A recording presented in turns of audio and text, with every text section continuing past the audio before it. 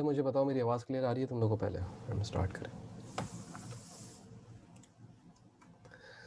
ठीक है, बिस्मिल्लाहिर्रहमानिर्रहीम।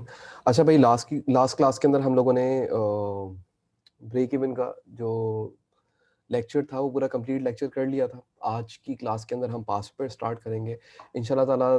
कोशिश करेंगे 3-4 क्वेश्चंस को निपटा दें जल्दी जल्दी करके, और ब्रेक इवन आपका ख़त्म हो जाएगा। जो इस वीक का हमारा प्लान था, एक क्लास ना होने की वजह से भी हमारा ब्रेक इवन सुकून से कंप्लीट हो जाएगा, हमें कोई मसला नहीं होने वाला होगा। ठीक है, तो अब नेक्स्ट क्लास के अंदर फिर आपका ज़ाहिर सी बात है, अगर बंस आपका आज अगर ब्रेक इवन कंप्लीट हो जाता है तो फिर आपके पास कॉस्टिंग के अंदर 2 टॉपिक्स बचेंगे, जिसके अंदर एक लिमिटिंग फैक्टर है और एक डिसीजन मेकिंग है।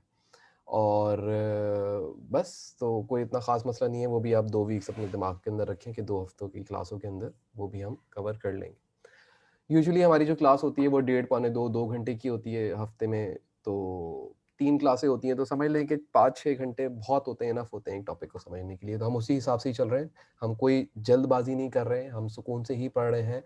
जितना टाइम देना चाहिए एक टॉपिक को हम उतना ही टाइम दे रहे हैं। मतलब आप समझ लें कि अगर आप वीकली क्लासेस को करें पर आवर के हिसाब से, तो आप एक हफ्ते से ज़्यादा टाइम पीरियड पढ़ रहे होते हो सिर्फ इन 3 दिनों के अंदर, राइट? क्योंकि वहाँ पे तो आपकी पर आवर 1 घंटे की क्लास होती है। खैर, हम स्टार्ट करते हैं। आज ब्रेक इवन के पास पेपर स्टार्ट कर रहे हैं, एंड जो हम अभी पहला पास पेपर करने वाले हैं, पुराने क्वेश्चन से स्टार्ट करते हैं। और पुराना हो या नया हो, ब्रेक इवन का टॉपिक सेम है, सेम ही क्वेश्चन आना है, सेम ही बातें पूछेगा, इसके अलावा कुछ नहीं पूछेगा जो कल आपने पढ़ लिया है, राइट? अच्छा, अब अभी जो हम लोग क्वेश्चन करने जा रहे हैं, this is November 2006, paper 2 and question number 3। अच्छा, अब आप लोग क्या करें, आप अपने जो आपकी बुक है पास पेपर्स की, आप वो बुक निकाल लीजिए, ताकि आप लोग भी सुकून से साथ साथ इस क्वेश्चन को मेरे साथ साथ कर सकें और हम लोग को आसानी हो सके, हमें कोई टेंशन ना हो सवाल के अंदर। ठीक है, अच्छा हम लोग देखते हैं भाई सवाल के अंदर एग्जामिनर हमसे क्या बातें करता है, एंड देन फिर हम चलते हैं आगे। सबसे पहले अगर आप देखें तो यहाँ पे एग्जामिनर ने आपको बात करना है कुछ इस तरीके से स्टार्ट करा। बोलता है the following is contribution to sales chart was prepared by Larry limited for the first year of the business. अच्छा, अब इन्होंने क्या बनाया हुआ है, ये कंट्रीब्यूशन टू सेल्स चार्ट बनाया हुआ है। एक और भी होता है जिसे हम प्रॉफिट वॉल्यूम चार्ट कहते हैं, जिसके अंदर हम लोगों ने ये लाइन देखी थी, जो कि वो यूनिट्स की लाइन होती है, लेकिन यहाँ पे इसने ये कंट्रीब्यूशन टू सेल्स चार्ट बनाया हुआ है, यानी कि ये जो लाइन है बेसिकली ये सेल्स की लाइन है। अगर आप नीचे देखें तो नीचे यूनिट्स नहीं है, बल्कि नीचे वैल्यूज लिखी हुई है, सेल्स लिखी हुई है, 20,000, $40,000, $60,000, $10,000। तो ये आपको इस तरीके से इसने दिया हुआ है। अच्छा, अगर आप दूसरी चीज इस ग्राफ के अंदर देखें तो ये जो आपकी लाइन है, अगेन ये तो आपको वही बताएगी, प्रॉफिट या लॉस बताएगी। ये जो आपका पोर्शन है पूरा, ये पोर्शन आपका लॉस का पोर्शन होता है, और ये ऊपर वाला जो आपका पूरा पोर्शन है ये आपका प्रॉफिट का पोर्शन होता है, राइट? और ये पॉइंट जहां पे आपकी लाइन इंटरसेक्ट करती है, छूती हुई गुजरती है सेल्स की लाइन को, या फिर ये यूनिट की लाइन भी हो सकती थी उसकी लाइन को, तो फिर वहां से आपको क्या पता लग जाता है, ब्रेक इवन। अब यहाँ पे जो हमें ब्रेक इवन पता लगेगा वो बीईपी तो पता लगेगा, लेकिन इस बार बीईपी इन वैल्यू पता लगेगा। अगर यहाँ पे यूनिट्स गिवन होते तो हमें बीईपी कौन सा पता लग जाता, यूनिट्स वाला बीईपी पता लग जाता। सिर्फ इतना सा फर्क होगा और कुछ भी नहीं होने वाला। तो ये कोई ऐसी कोई खास बात नहीं, इसने बना के आपको ऑलरेडी दिया हुआ है। This portion is for loss, this portion is for profits, and this line is sales, right? और बात खत्म हो जाती है। अच्छा, अब आगे बात करते हैं। यहां से एक चीज और अगर मैं आपको बता सकूं कि अगर आप यहां से देखें, 2000 लिखा हुआ है मेरे ख्याल से, राइट? तो ये 2000 जो आपको लिखा हुआ है, जहां से ये लाइन स्टार्ट हो रही है, ये 2000, 20,000, बार बार पता नहीं क्यों बोल रहा हूँ, ये 2000 आपकी बेसिकली, ये 2000 की जो अमाउंट है ये आपकी फिक्स कॉस्ट थी, ये आपकी फिक्स कॉस्ट थी। इस बारे में भी हम ऑलरेडी बात कर चुके हैं कि ये फिक्स कॉस्ट है 2000 रुपए की। खैर, तो ये एक छोटी सी इंफॉर्मेशन उसने हमें दी थी, हम अभी इसको नहीं देखते, अभी हम आगे बढ़ते हैं सवाल के अंदर के सवाल में और बातें क्या लिखी हुई है। बोलता है selling price is 30 per unit, fix cost is shown 2000। अगर ना भी बोलता तो भी मुझे बात अंडरस्टूड थी कि ये जो पॉइंट है जहां से लाइन स्टार्ट होती है, ये फिक्स कॉस्ट की लाइन होती है, तो वो फिक्स कॉस्ट 2000 ही होनी थी। यहाँ पे नीचे भी उसने ये बात क्लियर कर दी कि ये फिक्स कॉस्ट 2000 है। वेरिएबल कॉस्ट $9 पर यूनिट है। All of output of 300 unit is sold. और यहाँ पे आपको बता दिया कि उसने जो यूनिट्स बेचे हैं वो कितने बेचे हैं, 300 यूनिट्स बेचे हैं, यानी कि ये इनके करंट सेल्स यूनिट समझ लीजिए, बजटेड सेल्स यूनिट समझ लीजिए, या एक्चुअल सेल्स यूनिट समझ लीजिए, कोई इसके अंदर टेंशन नहीं है, बट इतने यूनिट्स उन्होंने बेचे हैं, इसका मतलब ये होता है। क्लियर।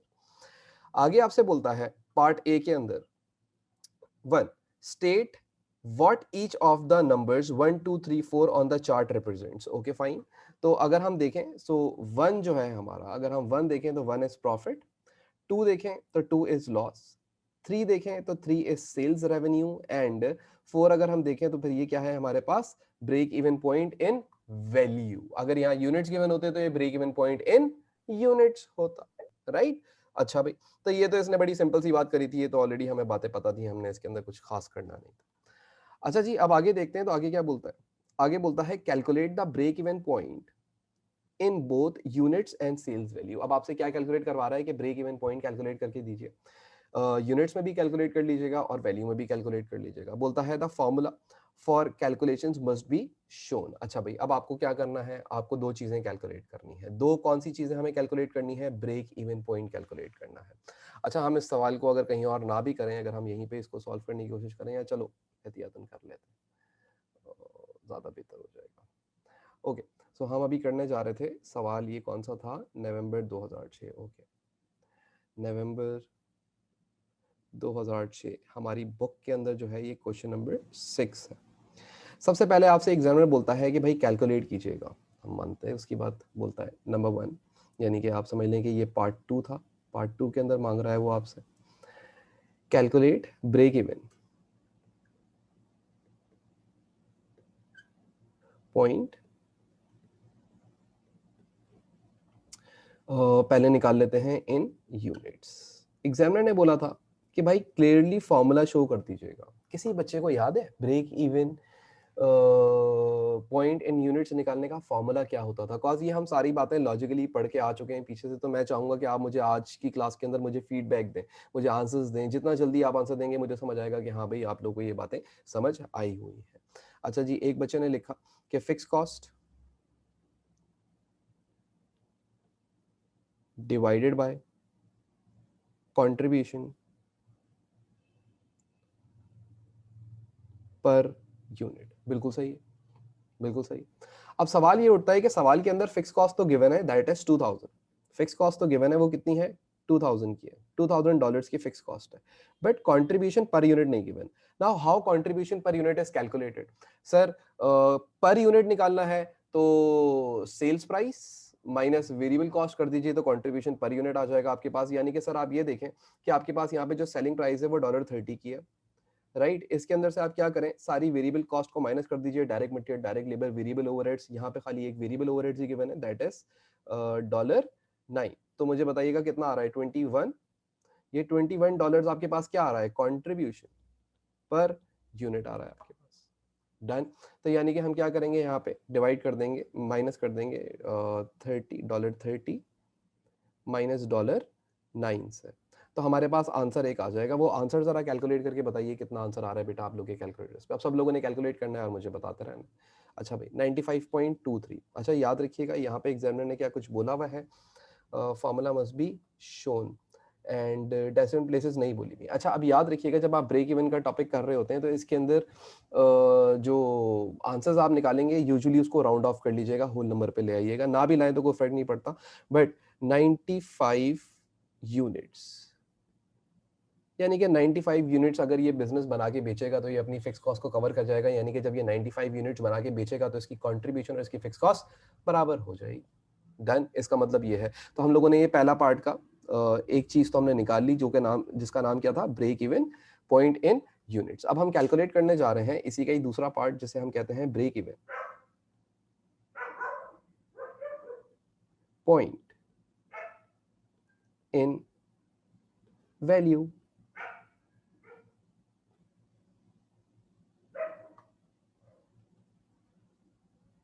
अच्छा जी, कैसे निकलेगा? बहुत सारे तरीके हैं। चाहें तो आप वैल्यू को किसी और 100 तरीके से निकाल सकते हैं, यानी कि मैंने बताया था फिक्स कॉस्ट को डिवाइड कर दीजिएगा कंट्रीब्यूशन रेशियो से तो भी निकल जाएगा, या फिर सो एंड सो फोर्थ, आप जैसे चाहें वैसे निकाल सकते हैं।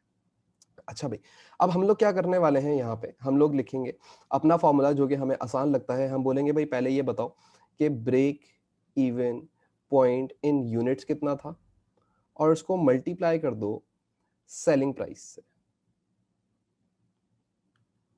तो ब्रेक इवन प्राइस, तो break even point in units कितना था 95 यूनिट्स, राइट। इसको मल्टीप्लाई कर दीजिएगा सेलिंग प्राइस से जो कि $30 थी, तो बताएं break even point in value कितना आ रहा है आपके पास, 2850 आ रहा है। ठीक है, तो आप यहाँ पे लिख लेंगे 2850। अब आपके पास दो डिफरेंट टाइप के आंसर्स आ सकते हैं, जिन्होंने डेसिमल प्लेसेस लिख के करा होगा उनका शायद थोड़ा सा डिफरेंट आंसर आ रहा होगा, जिन्होंने नहीं लिया होगा उनका यही आंसर आ रहा होगा। सही है। अच्छा सर, क्या दोनों सही है? हाँ, दोनों ही सही होते हैं, दोनों के अंदर कोई इतना कोई मसले की बात नहीं है।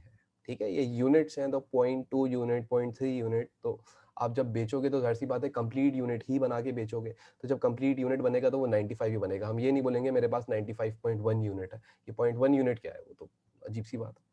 अच्छा भाई, अब यहां तक तो हम लोगों ने दो काम तो बड़े सीधे सीधे से कर लिए। अब आगे क्या एग्जामिनर बोलता है, एग्जामिनर हमें आगे बोलता है कि define and explain margin of safety. अब बोलता है कि भाई मार्जिन ऑफ सेफ्टी को डिफाइन कर दीजिए या एक्सप्लेन कर दीजिए। तो चलें थोड़ी सी एक्सप्लेनेशन लिख लेते हैं ताकि आपके दिमाग के अंदर भी बात बैठ जाए।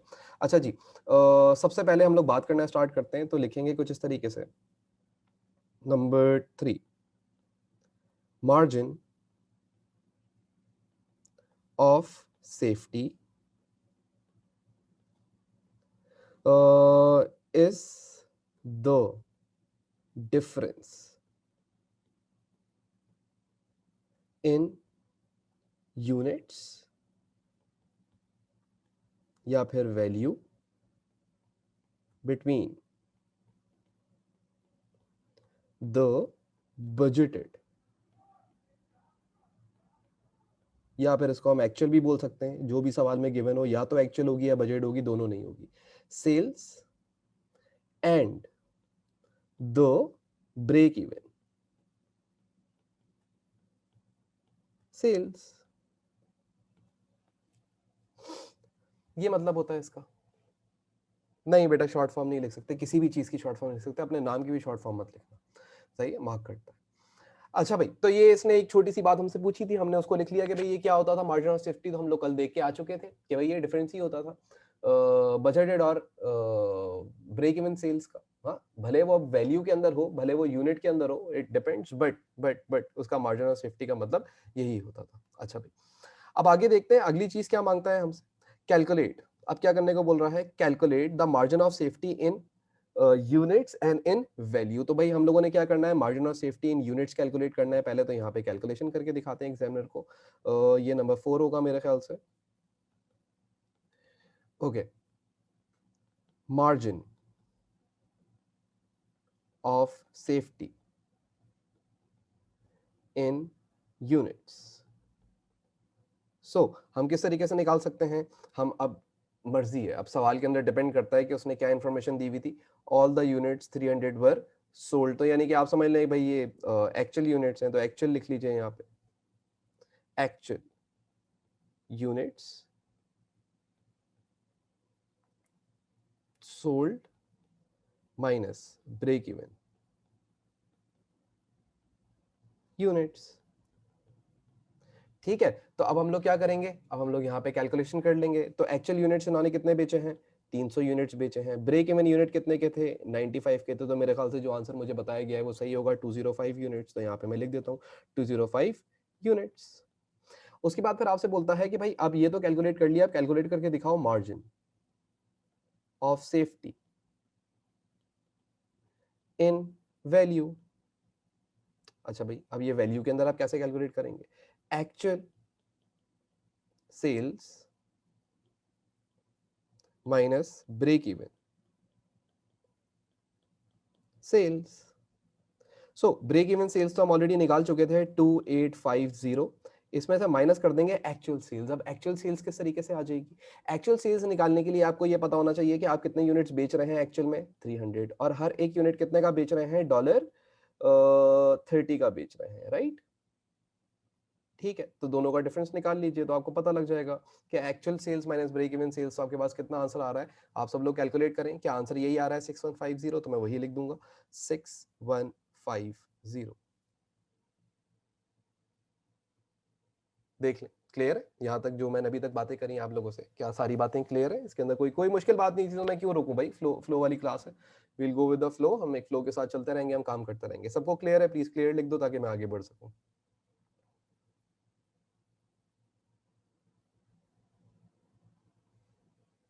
ठीक है, तो these are very simple thing, और यही है मैं तुम्हें बताऊं, जितना सिंपल ये है, पूरी कॉस्टिंग इतनी सिंपल है, पूरी अकाउंटिंग इतनी सिंपल है, सिर्फ कॉन्सेप्चुअल है, सिर्फ कॉन्सेप्चुअल है। अगर जिस दिन कॉन्सेप्ट बिल्ड करना शुरू कर दिया अपने दिमाग के अंदर, उस दिन तुम्हें चीजें अच्छे से समझ आना शुरू हो जाएंगी। इसमें कोई रट्टाफिकेशन है ही नहीं, इसमें कुछ रट्टा लगाना ही नहीं है, इसमें तो आपको चीजों का मतलब पता होना चाहिए और उसके बाद आप कैलकुलेशंस करेंगे। ठीक है, तो इसके लिए कहते हैं कि मैथ्स में अगर आप बहुत अच्छे हो तो आप कर सकते हैं, नहीं इसके अंदर कौन सी मैथमेटिक्स कर रहा हूँ यार मैं, ऐसी प्लस माइनस मल्टीप्लीकेशन डिवीजन ये तो हर एक बच्चे को आती है यार, भले 5 क्लास का बच्चा हो, राइट? तो यहां तक हम लोगों ने ये बात कर ली, अब आगे देखते हैं। आगे बोलता है एग्जामिनर हमसे,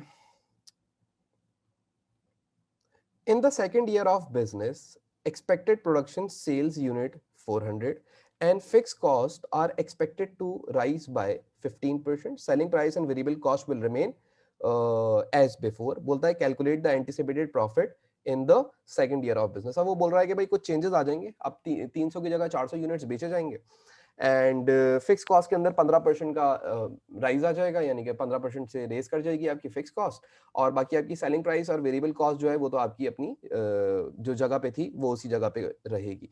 ठीक है, तो हम लोग कैलकुलेट कर लेते हैं। ये हम पार्ट बी पे आ चुके थे। Statement to calculate anticipated profit for second year. सबसे पहले स्टार्ट करेंगे सेल्स से। सर ब्रेक इवन सेल्स कैसे निकली 2850? यार ये सबसे पहले इसी के बारे में बात हुई थी, जागो, जाग के बैठो क्लास के अंदर। अच्छा जी, आगे बढ़ते हैं। सेल्स निकालनी है आपने। सेल्स आप कैसे निकालेंगे? आपको पता है भाई, सेल्स जो है 400 यूनिट्स हैं जो कि अब आप सेल्स करोगे एट किस रेट के हिसाब से? सेलिंग प्राइस चेंज नहीं हुई थी, तो देयरफॉर 30 के। डन। तो ये आगे आपके पास 400 इंटू 30 जरा कर लो तो आंसर मुझे बता देना कितना आ रहा है। बेटा पहले जो कैलकुलेशन कर रहे हैं वो बताइए ना। सेल्स बताइए कितनी आ जाएगी? 4 3 12, तो ये मेरे ख्याल से 12,000 होनी चाहिए। 12,000, तो आपकी सेल्स आ गई 12,000 रुपए की। फिर इसके अंदर से हम क्या करेंगे? लेस कर देंगे वेरिएबल कॉस्ट। अच्छा जी, अब वेरिएबल कॉस्ट भी कितने यूनिट्स की आई होगी? 400 यूनिट्स की आई होगी।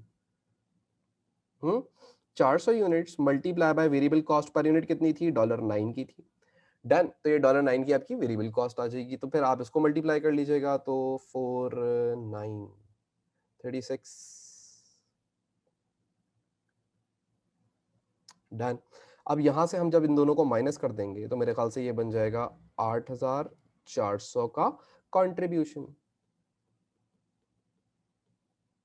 राइट? उसके बाद फिर क्या करेंगे? यहाँ पे हम लेस कर देंगे फिक्स कॉस्ट, तो प्रॉफिट आ जाएगा फिक्स्ड कॉस्ट। अब फिक्स कॉस्ट पहले कितनी थी?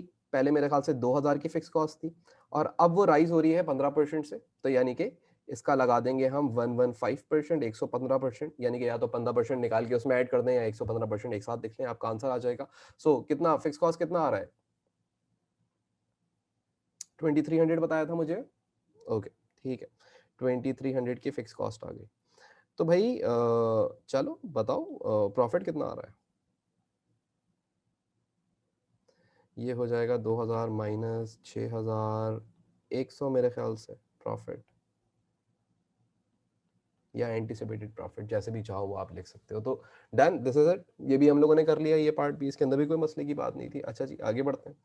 आगे बोलता है prepare break even chart for the second year of the business. अच्छा, अब ये क्या बोल रहा है? आपने एक ब्रेक इवन चार्ट बनाना है। अच्छा, अब ब्रेक इवन चार्ट के लिए देखो, अब ये इसने ऑलरेडी इतनी चीज आपको बना के दी हुई होगी, यूनिट्स वगैरह जो हम कल बैठ के सोच रहे थे, मैं बोला था इस पे घबराना नहीं, वो तो मैं अपने बस सोच रहा हूँ और मैं बना रहा हूँ उस क्वेश्चन को, क्योंकि मैंने क्वेश्चन खुद ही बनाया था। तो ये इस तरीके से आपको ये चीज बना के देगा और उसके अंदर आपने क्या करना होगा? सिर्फ अपना काम कर देना होगा, तो कर देते हैं अपना काम। सबसे पहले तो अब ये सेकंड ईयर का आपने बनाना है ब्रेक इवन चार्ट, यानी कि आपने अपनी ब्रेक इवन की कैलकुलेशन को शो करना है किसके अंदर, सेकंड ईयर के अंदर आके। अच्छा, अब सवाल ये उठता है कि भाई फिक्स कॉस्ट कितनी होगी, तो समवेयर हियर बोल सकता हूँ या नहीं बोल सकता, क्योंकि फिक्स कॉस्ट कितनी है अब 2300 हो गई है, पहले तो 2000 थी, लेकिन अभी फिक्स कॉस्ट कितनी हो गई है, 2300 हो गई है। सही है,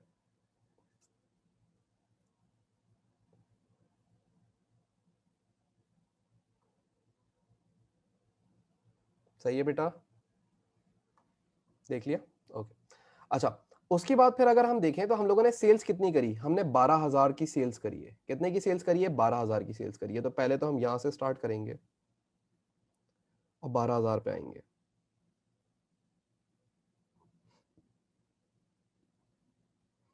यानी कि समवेयर हेयर, राइट। तो ये हमारी सेल्स की लाइन बन जाएगी। अब ये ग्राफ नहीं बना हुआ तो मैं इस वजह से लाइन इस तरीके से खींच रहा हूं, ठीक है। तो ये हमारी सेल्स की लाइन आ गई। अच्छा भाई, दो लाइनें तो हमने बना ली, सेल्स की बना ली, फिक्स कॉस्ट की बना ली। अब हम लोगों ने किसकी बनानी है, अब हम लोगों ने लाइन बनानी है टोटल कॉस्ट की। ये टोटल कॉस्ट की जो हम लोग लाइन बनाएंगे, ये किस तरीके से बनेगी, आपको पता है टोटल कॉस्ट किस तरीके से निकाली जाती है। टोटल कॉस्ट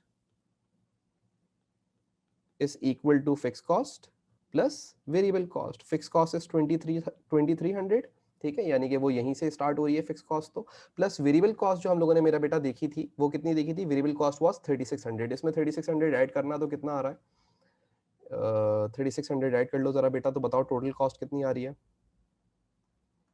5900, ओके, 5900, यानी कि 5900 जो हमारे पास आएगा कुछ 5900, ओके, समवेयर हेयर आना चाहिए।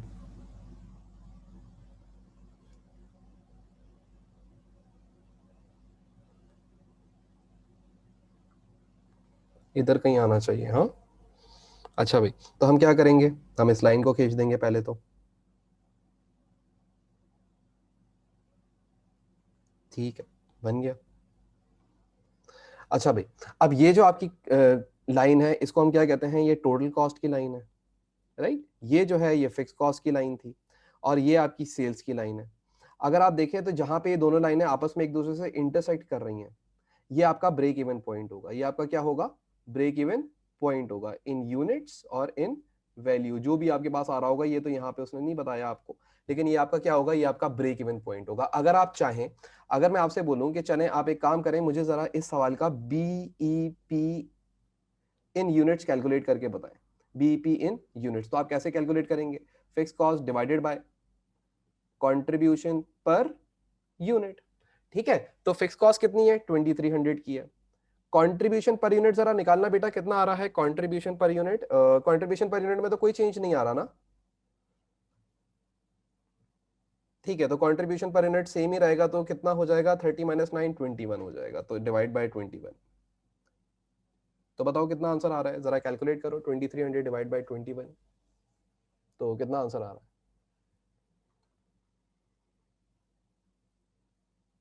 109, 109। तो अगर तुम यहाँ पे भी आओ तो यहाँ पे भी कहीं पे ये यहीं पे ही आके टकरा रहा है, यानी कि मोर और लेस ये 109 की वैल्यू होगी यहाँ पे, राइट। अगर मैं आपसे बोलूं कि आपने बीईपी इन वैल्यू निकालना है, बीईपी इन वैल्यू, तो कैसे निकालोगे सर, यूनिट्स पता है 109 है, इसको मल्टीप्लाई कर दें सेलिंग प्राइस से, दैट इज 30। तो कितना आंसर आ रहा है, 109 इंटू 30, 109, 109.5, इट्स ओके, 1010, सही।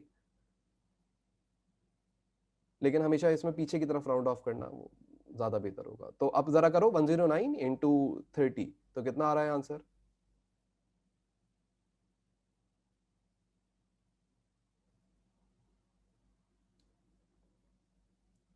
3270। अब अगर हम इस लाइन को बिल्कुल परफेक्टली अगर बनाने की कोशिश करें, अगर हम यहाँ से देखें इस लाइन को, ये जो ब्रेक इवन पॉइंट है, तो ये ब्रेक इवन पॉइंट से लाइन समवेयर हेयर इस तरीके से ही बन रही है।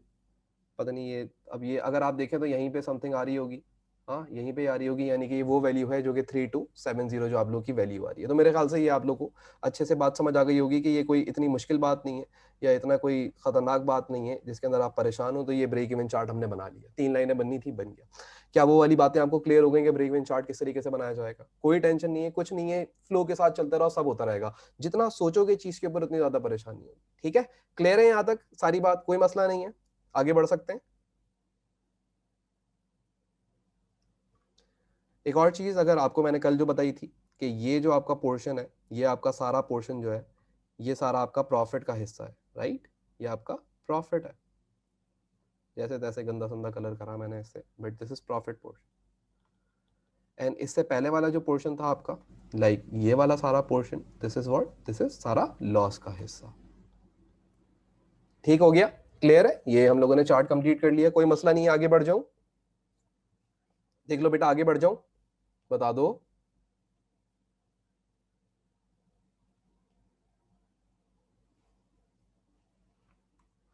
हेलो, आगे बढ़े या छाप रहे हो? ठीक है। अच्छा, अब आगे आपसे सवाल के अंदर बोलता है कि ओके,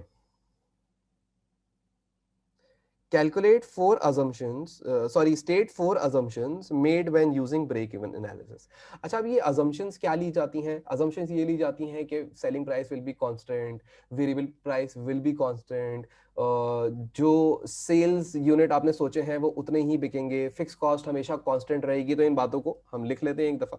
ये हमारा जो पार्ट है, पता नहीं है जो सा भी पार्ट है, मेरे ख्याल से बी लास्ट करा था हमने, तो ये सी पार्ट होना चाहिए उसूलन, सी पार्ट, राइट? अच्छा, अब इस सी पार्ट को हम लोग किस तरीके से लिखेंगे? कुछ अजम्पशंस लिख लेते हैं।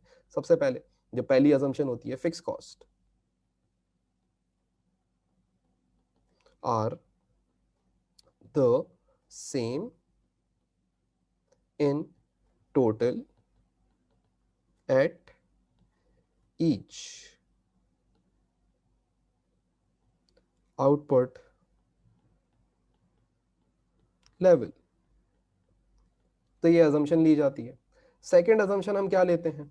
सेकंड अजम्पशन या लिमिटेशन दोनों कह सकते हैं, ये लेते हैं कि भाई sale price will be constant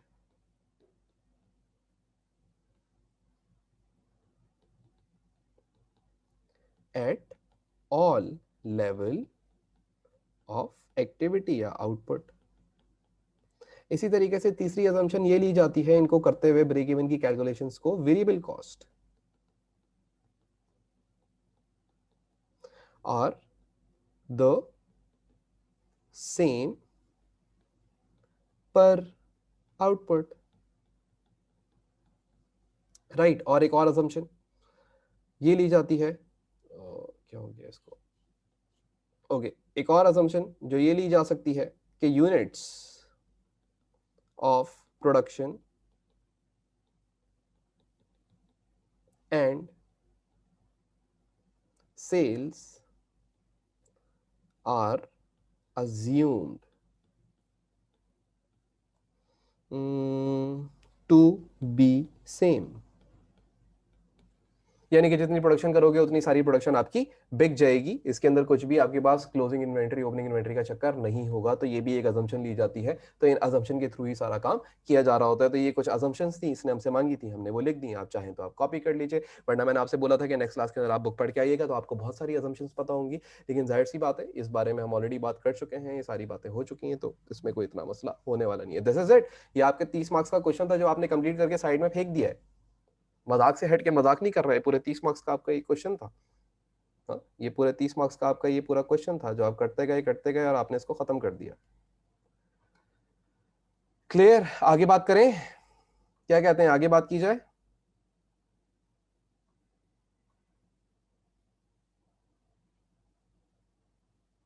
चलो, अगला क्वेश्चन पढ़ना स्टार्ट करते हैं और अगले क्वेश्चन के अंदर देखते हैं एग्जामिनर अब हमसे क्या बातें करता है।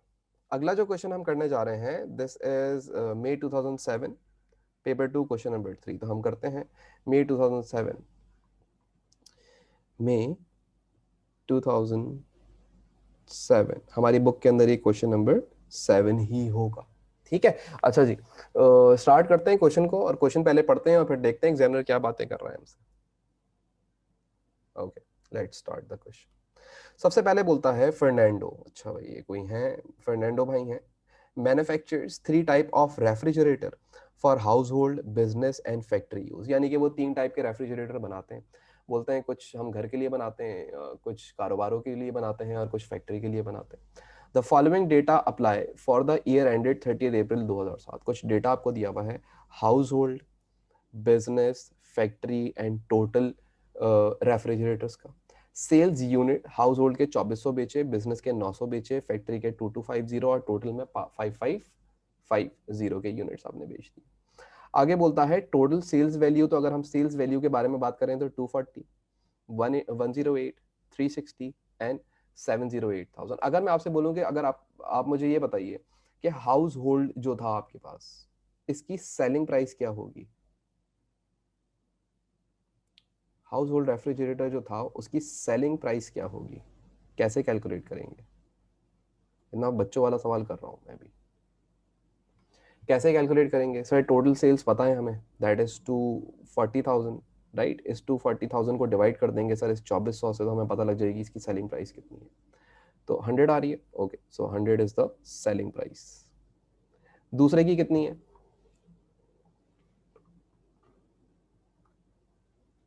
120, ठीक है जी। तीसरे की कितनी है?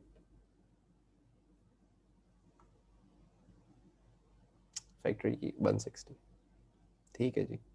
ऐसे ही बस दिल चाहता है तो मैं कैलकुलेशन करवा लेता हूँ, मतलब कोई जरूरत नहीं थी कुछ, अभी हम रिक्वायर्ड तक पे नहीं पहुंचे, लेकिन ऐसे ही बात कर रहे हैं तो बस कर रहे हैं तो कर रहे हैं। अच्छा जी, आगे देखिएगा जरा।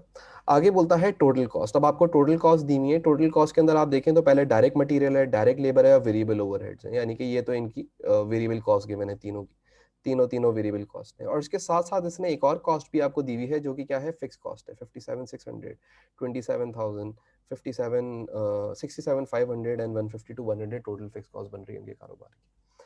अच्छा भाई, अगर मैं आपसे ये बोलूं कि हमें कंट्रीब्यूशन कैलकुलेट करना है, अगर मैं आपसे बोलूं कि हमें कंट्रीब्यूशन कैलकुलेट करना है, तो कंट्रीब्यूशन आप किस तरीके से कैलकुलेट कर सकते हैं?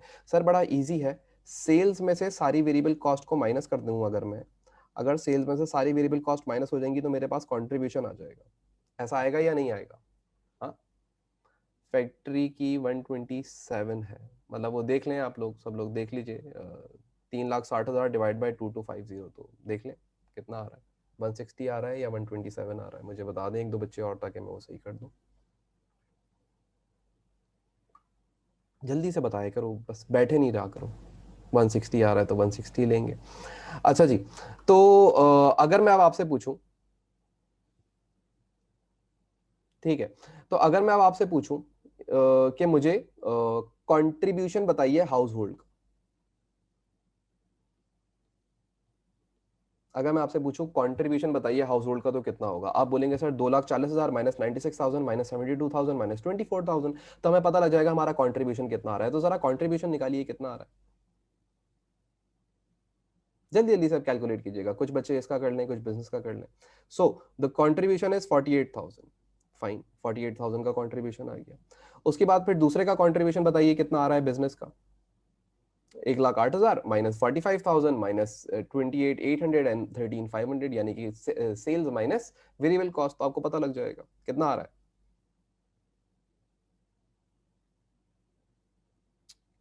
22,000, ठीक है, तो 22,000 रुपये आ गया ये। और उसके बाद फिर तीसरा निकाल लीजिए तो कितना आ रहा है, फैक्ट्री का कंट्रीब्यूशन कितना आ रहा होगा, 360,000 माइनस 112,500, 94,500, 45,000, तो तीनों को माइनस कर लीजिए और मुझे बताइए कितना आंसर आ रहा है।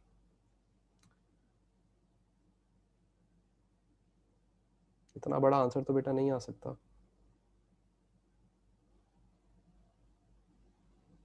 1 लाख समथिंग आ रहा होगा, 1 लाख, दो आंसर्स आ गए, 1,08,000, 1,09,000, प्लीज कंफर्म। 1,08,000 दो आ गए हैं, तो मैं फिर ये एज्यूम करूंगा कि 1,08,000 जो है ये हमारे कंट्रीब्यूशन। डन हो गई बात, यहाँ तक कंट्रीब्यूशन तक क्लियर हो गया।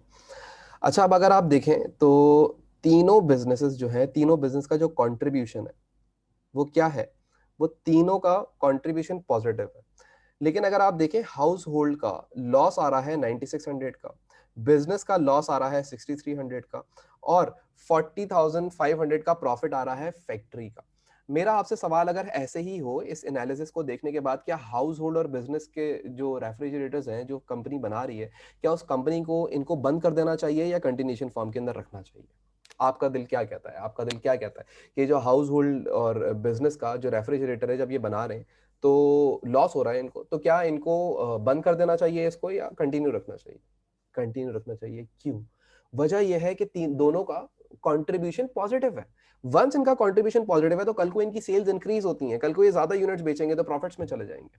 और अगर आज ये अपनी इस जो भी आपकी स्क्रीन पे आ रहा है ये हाउस होल्ड और बिजनेस का रेफ्रिजरेटर का अगर प्रोडक्शन बंद कर देंगे, तो जितना भी इन दोनों का फिक्स कॉस्ट है, यानी कि इन दोनों का जो भी फिक्स कॉस्ट है, सॉरी, जो भी इन दोनों का फिक्स कॉस्ट है 57 एंड 27,000, ये दोनों जो फिक्स कॉस्ट है ना, ये दोनों इसके ऊपर आ जाएगी और फिर इवेंचुअली ये लॉस में चला जाएगा। अगर आप चाहें तो आप ये देख सकते हैं, मुझे ऐसी कैलकुलेशन से नजर आ रहा है।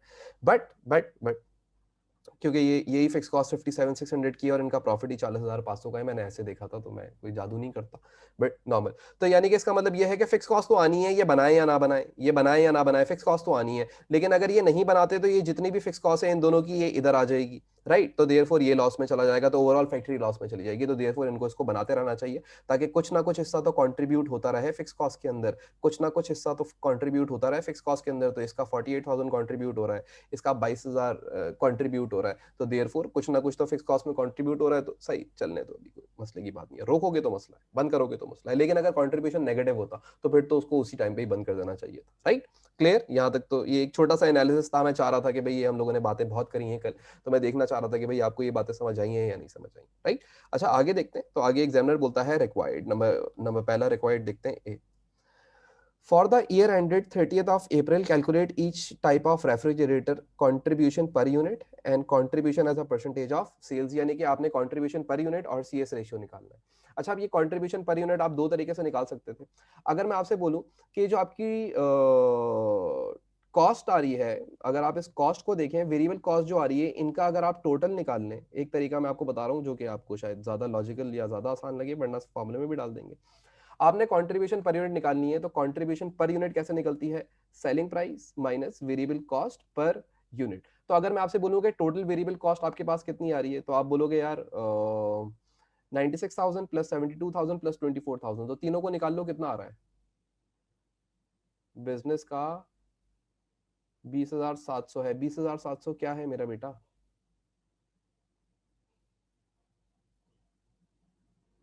या 2,07,000, ये जो भी मुझे बता रहे हो, क्या बता रहे हो यार, ये प्लीज देख लिया करें और चैट बॉक्स पे साथ साथ आप लोग बताते रहा करें।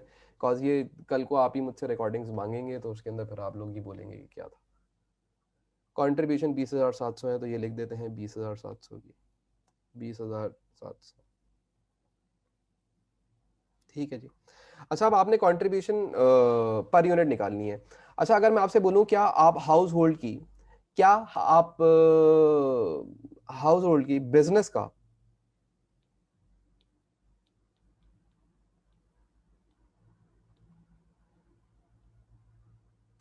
20,700 है, 20,700 बिजनेस का है, तो भाई जब पहले लिखा हुआ होता है तो बताया करो ना चीज को। अच्छा जी, तो अब कंट्रीब्यूशन पर यूनिट निकालना था। अच्छा, आप मुझे ये बताइए कि वेरिएबल कॉस्ट पर यूनिट आप निकाल सकते हैं? हाँ सर, अगर हम इन तीनों को ऐड कर लें और इसको डिवाइड कर दें 2400 से, तो मुझे पता लग जाएगी इसकी वेरिएबल कॉस्ट पर यूनिट कितनी है। तो जरा मुझे बताइए ना कि आपकी कितनी आ रही है वेरिएबल कॉस्ट पर यूनिट। ये एक लॉन्ग वे है जो मैं आपको कराना चाह रहा हूँ पहले। तो वेरिएबल कॉस्ट पर यूनिट बताइएगा। सेलिंग प्राइस पर यूनिट तो हमने $100 निकाल ली थी, ठीक है? तो इसकी वेरिएबल कॉस्ट पर यूनिट निकालने कितनी आ रही है? $80 आ रही है।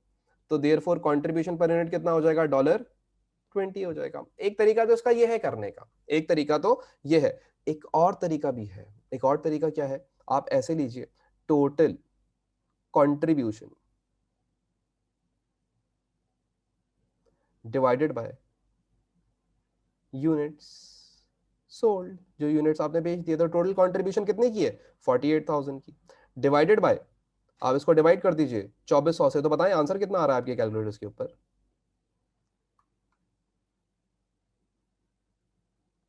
20। ऐसे भी निकाल सकते हैं, वैसे भी निकाल सकते हैं। अब आपका दिमाग पेपर में कितना चल रहा है, आपको जैसे आता है वैसे करेंगे। तो मैंने यहाँ पे आपके फॉर्मुलाज में हाथ नहीं बांधे हुए। अब आप जो फॉर्मुला चाहते हैं, आप चाहते हैं तो selling price minus variable cost per unit, तो भी कंट्रीब्यूशन पर यूनिट आता है। Total contribution divide by unit sold, तो भी आपके पास यही पता लग जाएगा कि आपका कंट्रीब्यूशन कितना है। Right, clear? तो आओ हम इस सवाल को स्टार्ट करते हैं और सॉल्व करना स्टार्ट करते हैं। हमें पहले तीनों की वो निकालनी है, कंट्रीब्यूशन पर यूनिट। राइट, तो हम यहाँ पे लिखते हैं नंबर 1, कंट्रीब्यूशन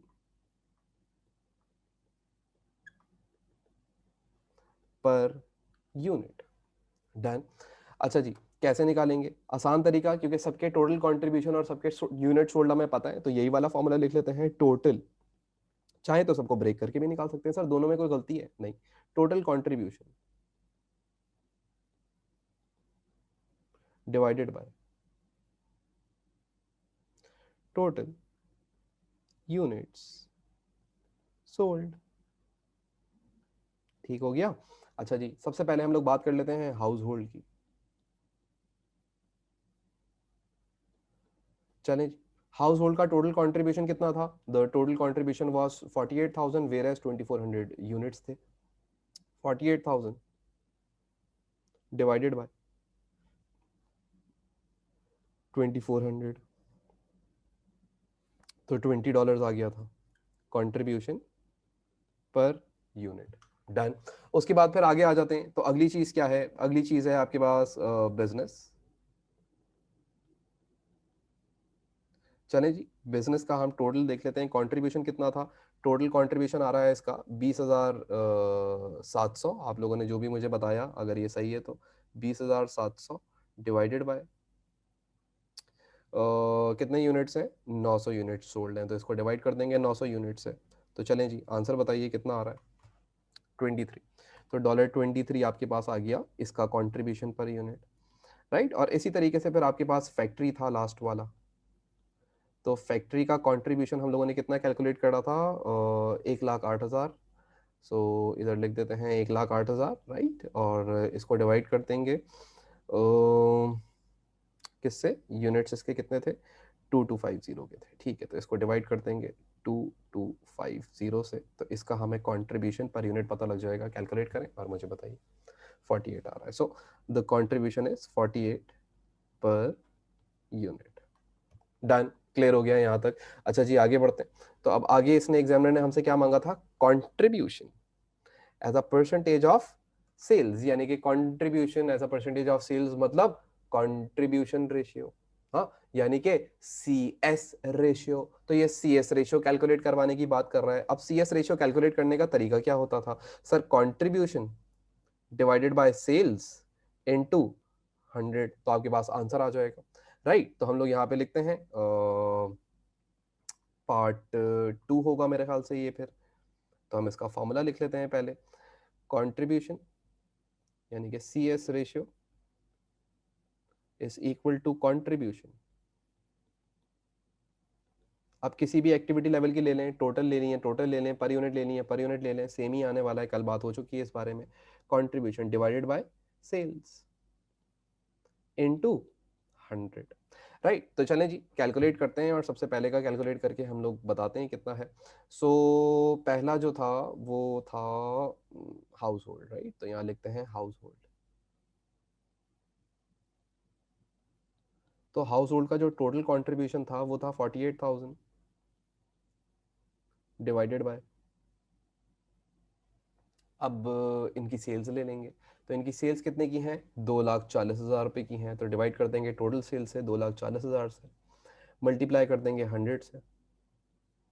तो बताइए कितना आंसर आ रहा है? परसेंटेज फॉर्म में आंसर आएगा। सो 20%। करेक्ट, $20 लिख दिया मैंने गलती से। This is 20% contribution as a percentage of sales आ गई हमारे पास। फिर उसके बाद दूसरा जो है वो कौन सा है? बिजनेस है, तो बिजनेस का निकाल लेते हैं। बिजनेस, सो बिजनेस का कंट्रीब्यूशन तो हम ऑलरेडी निकाल चुके थे, 20,700 और 1,08,000 की सेल्स थी। तो 20,700 डिवाइडेड बाय 1,08,000 इंटू 100। तो भाई इसका भी कंट्रीब्यूशन आप निकाल लीजिएगा, मुझे बता दीजिएगा कितना आ रहा है। और अगर परसेंटेज निकाल रहे हो तो बस एक बात याद रखिएगा, ऊपर नीचे जो भी आप निकाल रहे हैं, अगर डेसिमल में आंसर आ रहा है तो परसेंटेज को डेसिमल प्लेसेस के ऊपर शो कर सकते हैं। डेसिमल ज़्यादा, परसेंटेजेस को डेसिमल प्लेसेस पे शो करने में ज़्यादा बेहतर आंसर आएगा आपके पास। तो मुझे फिर अब, और 20 के साथ कोई डेसिमल नहीं था, 19.1%। ठीक है, परसेंटेज को कभी भी आप राउंड ऑफ नहीं किया करें, बल्कि परसेंटेज, क्योंकि परसेंटेज है तो देयरफॉर 9.1 या 9.16 टू डेसिमल प्लेसेस ज़्यादा बेहतर होता है। तो 9.16 मैं लिख देता हूँ तो मेरे लिए ज़्यादा बेहतर है, या 9.2 तो नहीं कर सकते इसको, तो 9.17 कर देते हैं। डन। ठीक है, उसके बाद फिर हम आगे बढ़ते हैं। तो आगे अगली यहाँ पे हम निकाल लेते हैं फैक्ट्री का। चलें जी, फैक्ट्री का टोटल कंट्रीब्यूशन कितना था? द टोटल कंट्रीब्यूशन वाज 1,08,000 रुपये डिवाइडेड बाय, फैक्ट्री की टोटल सेल्स उठा लेते हैं पीछे से जाके। फैक्ट्री की टोटल सेल्स थी 3,60,000 रुपये की, तो 3,60,000 रुपये मल्टीप्लाई बाय 100। तो बताएं भाई कितना आंसर आ रहा है? 30। ओके, 30%। Done, clear. यूजुअली दो डेसिमल प्लेसेस पे आंसर्स दिखाया करें अगर परसेंटेज निकाल रहे हो किसी भी चीज में, अगर एग्जामिनर खामोश हो तो। ठीक है, राउंड ऑफ मत कर दिया करो उसको डायरेक्टली। अच्छा जी, यहाँ तक तो हम लोगों ने ये सारा काम कर लिया। ये दो चीजें उसने हमसे मांगी थी, हमने ये दो चीजें तो कैलकुलेट कर ली थी। अच्छा, यहाँ पे give answer to maximum two decimal place, तो चलो बाय डिफॉल्ट भी मैंने यही बोला था, इसने आगे भी यही बात कर दी, तो कोई फर्क नहीं पड़ता। अच्छा जी, अब बोलता है calculate the break even point for each of refrigerator both in units and dollar, give your answer to the nearest whole number. अब बोल रहा है whole number, nearest whole number में आंसर देना, वर्किंग मस्ट बी शोन। तो हम लोगों ने क्या करना है, इन तीनों के ब्रेक इवन पॉइंट को कैलकुलेट कर लेना है, राइट। अच्छा भाई, क्या हमें कंट्रीब्यूशन पर यूनिट पता है सबकी? सही है, और पीछे भी कर लिया हमने सब कुछ। चलें जी, तो हम यहाँ पे निकालते हैं। आ जाइए ज़रा। पार्ट अब कौन सा होगा? बी होगा, वो ए ही चल रहा था। ठीक है, तो पार्ट बी करते हैं। अच्छा, हम लोगों ने निकालना है यहाँ ब्रेक इवन पॉइंट।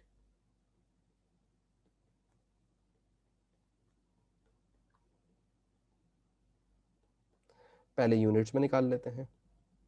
फॉर्मूला क्या होगा? फिक्स कॉस्ट डिवाइडेड बाय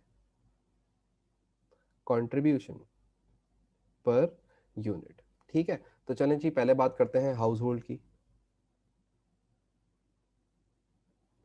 तो हाउस होल्ड की पहले फिक्स कॉस्ट देखते हैं कितनी थी। So the fix cost of house hold was 57,600। ठीक है, तो इसकी लिख लेते हैं 57,600। 57,600, और हाउस होल्ड की कंट्रीब्यूशन पर यूनिट कितनी थी वो भी कैलकुलेट कर लेते हैं। तो contribution per unit house hold की आप देखें तो हमने इधर ही कैलकुलेट करी थी, 20 थी। ठीक है, कितनी आ रही थी? 20 आ रही थी, तो डिवाइड बाई 20 कर देंगे। तो आंसर निकालिए, कितना आंसर आ रहा है? 2280, 2880 यूनिट्स। ठीक है, तो हाउस होल्ड के जब आप 2880 यूनिट्स बेचेंगे तो आप ब्रेक इवन पे चले जाएंगे, इसका मतलब ये हो गया। उसके बाद फिर बात करते हैं बिजनेस की। चलें जी, बिजनेस की सबसे पहले फिक्स कॉस्ट देखेंगे और उसके बाद कंट्रीब्यूशन पर यूनिट। तो बिजनेस का कंट्रीब्यूशन पर यूनिट तो 23 था, और इसकी जो फिक्स कॉस्ट थी वो कितनी थी? 27,000। ठीक है, 23 एंड 27,000। चलें जी, इसके यूनिट्स भी कैलकुलेट कर लीजिएगा, कितने आंसर आ रहा है। करते जाएं साथ साथ और बात देखते जाएंगे।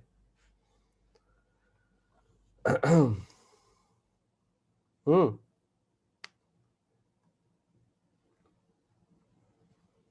1174 यूनिट्स। ठीक है, उसके बाद फिर बात करते हैं फैक्ट्री की। तो फैक्ट्री का कैसे निकलेगा ब्रेक इवन? तो ब्रेक इवन इनका निकालने के लिए हम वो करेंगे fix cost divide by contribution per unit पहले तो। So the fix cost is 67,500, तो यहाँ लिख लेते हैं 67,500 divided by contribution per unit, इसका कितना था? 48 था, राइट। तो इसको डिवाइड कर देंगे 48 से, तो इसके ब्रेक इवन यूनिट्स आ जाएंगे। तो बताइए कितने आ रहे हैं?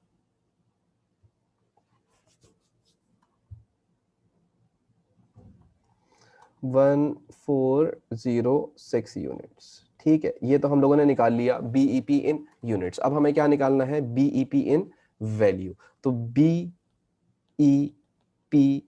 इन वैल्यू निकालने का फॉर्मूला क्या होगा, BEP units multiply by selling price. ठीक है, तो यहाँ पे हम ये फॉर्मूला लिख दिया। अब यहीं पे मैं कंटिन्यू करके शो कर रहा हूँ, आप चाहें तो अलग से वर्किंग कर सकते थे। तो पहले की सेलिंग प्राइस कितनी थी, पहले की सेलिंग प्राइस वाज 100, तो इसको हम 100 से मल्टीप्लाई कर देंगे। ठीक है, दूसरे की जो सेलिंग प्राइस थी वो थी 120, तो इसको 120 से, और तीसरे की 160, तो 120 एंड 160। तो चलें जी कैलकुलेशन कर लेते हैं। इसका तो आंसर आ जाएगा आपके पास 288000। बाकी दो आप कैलकुलेट कर लें। तो ये आपके पास आ गया बी ई पी इन वैल्यू। कितना आसान है, कोई मुश्किल बात है क्या? हाँ, कोई टेंशन वाली बात है? अगर आप सारी क्लासें अब तक कॉस्टिंग की अगर लगातार भी लेते रहे, उन बच्चों से मुखातिब हूं जिन्होंने मिस करी हैं क्लासें, तो आपको इतना ही आसान लगता बाकी सब कुछ जो हम लोगों ने पढ़ा है। समझ रहे हो? तो दूसरा आ रहा है हमारे पास 140880, बी ई पी आ गया ये वैल्यू के अंदर, और पहले वाला यूनिट्स के अंदर था। तीसरा वाला निकाल लीजिए, तो कितना आ रहा है बेटा, 22960। ये हमारे पास आ गया बीईपी इन वैल्यू। डन, ये काम भी कर लिया हमने। फिर इसके बाद अगर हम आगे देखें तो एग्जामिनर हमें क्या बोलता है, The table at the beginning of the question shows that both household and business models appears to be making loss. Explain why Fernando should not cease the production of these two type of refrigerators. मतलब ये हम analysis हम पहले कर चुके हैं, तो अब आखिर में जाके उसने ये सवाल भी पूछ लिया, तो कोई मसले की बात नहीं है। अगर हम यहाँ पे देखें, कहाँ गया क्वेश्चन, सॉरी, ओके, हम यहाँ पे देखें तो हमने एनालिसिस क्या किया था कि सही है दोनों लॉस के अंदर है, लेकिन इसको डिपार्टमेंट बंद नहीं करना चाहिए, इसको चलाते रहना चाहिए।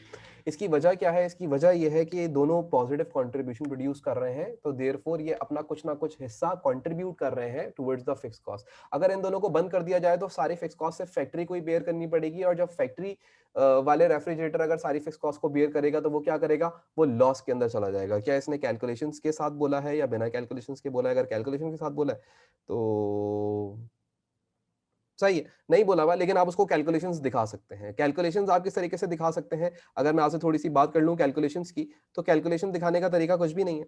अगर आप देखें तो मुझे ये बताइएगा, मैं खाली कैलकुलेशंस दिखा रहा हूं, आपको ये तो पता है कि आप उसे ये बोलेंगे कंटिन्यूएशन फॉर्म के अंदर रखे ये वो, क्योंकि दोनों का कॉन्ट्रीब्यूशन पॉजिटिव है, बट आप उसको साथ साथ कैलकुलेशंस भी करके दिखा देंगे। तो कैलकुलेशंस आप कैसे करेंगे, सबसे पहले आप मुझे बताइएगा कि जो आपका वो फैक्ट्री का जो रेफ्रिजरेटर है, राइट, उनकी सेल्स कितनी हो रही है? जरा सवाल के अंदर देखिएगा और मुझे बताना शुरू कीजिएगा।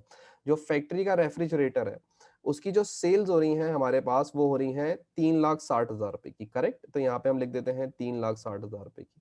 इसमें से हम लेस कर देंगे इसकी वेरिएबल कॉस्ट, सही है? तो इसकी जो वेरिएबल कॉस्ट आ रही है हमारे पास, वो आ रही है, जरा बेटा तीनों को प्लस कर लो एक साथ ही, क्या इतना लंबा वर्किंग करें, तीनों को प्लस करके मुझे टोटल वेरिएबल कॉस्ट बताओ कितनी आ रही है। 112,500 प्लस 94,500 प्लस 45,000, तो तीनों को प्लस कर लो और मुझे बताओ वेरिएबल कॉस्ट कितनी आ रही है इनकी। तीनों को प्लस कर लो।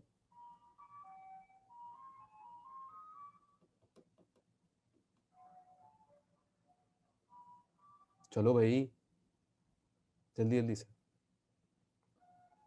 टोटल वेरिएबल कॉस्ट,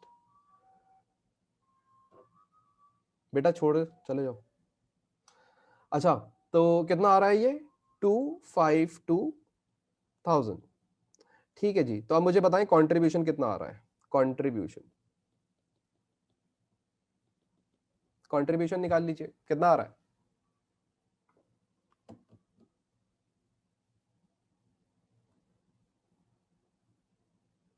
108,000, सेम वही बन गया। लेकिन अब जब फिक्स कॉस्ट होगी तो जाहिर सी बात है, अब ना तो इसके ऊपर कोई फिक्स कॉस्ट आ रही होगी, ना इधर कोई फिक्स कॉस्ट आ रही होगी, सारी फिक्स कॉस्ट इसके ऊपर आ रही होगी। यानी कि जो टोटल फिक्स कॉस्ट है 152 100 की, वो सारी फिक्स कॉस्ट किसको बेयर करनी पड़ेगी? फैक्ट्री रेफ्रिजरेटर को करनी पड़ेगी। यानी कि 152 150 टू 100, ये फिक्स कॉस्ट इसमें से आ जाएगी। जरा बताएं अब प्रॉफिट आ रहा है या लॉस आ रहा है? कैलकुलेट कीजिए, प्रॉफिट आ रहा है या लॉस आ रहा है, अब बताइए।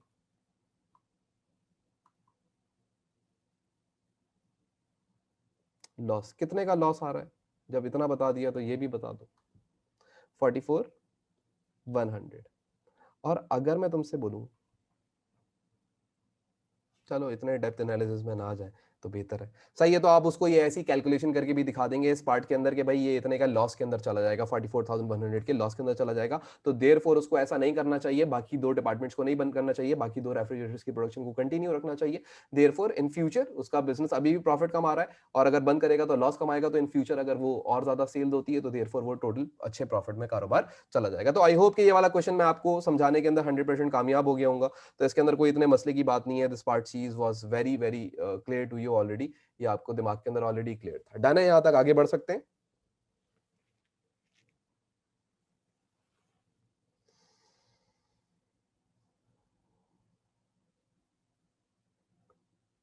ठीक है जी, आगे देखते हैं आगे क्वेश्चन के अंदर एग्जामिनर क्या बोल रहे हैं। नेक्स्ट क्वेश्चन जो हम करने जा रहे हैं ये है हमारा क्वेश्चन मई 2009 पेपर 2 क्वेश्चन नंबर 3। ओके जी, तो यहाँ पे हम स्टार्ट करते हैं। मई 2009, क्वेश्चन नंबर हमारी बुक का भी फिर 9 ही होना चाहिए ये भी, क्योंकि सीक्वेंस चल रही थी हमारी। नहीं, ये क्वेश्चन नंबर 8 है। चलो, तो 8 है क्वेश्चन नंबर 8। डन। अच्छा जी, बात को पढ़ते हैं और देखते हैं एग्जामिनर क्या बातें करता है हमसे। कहाँ से स्टार्ट हो रहा है बेटा? यहाँ से स्टार्ट हो रहा है, ठीक है।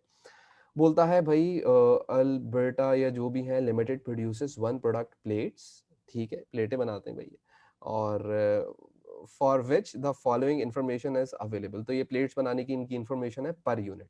Selling price $12, direct material 5, direct labour 2, variable overheads 2.2। मेरा सवाल आपसे ये है, कंट्रीब्यूशन पर यूनिट कैसे निकलेगा? Sir selling price minus variable cost per unit आप माइनस कर दीजिए। तो चलो कैलकुलेट करके बताओ। 12 माइनस 5 माइनस 2.8 माइनस 2.2, कितना आ रहा है वेरिएबल कॉस्ट पर यूनिट?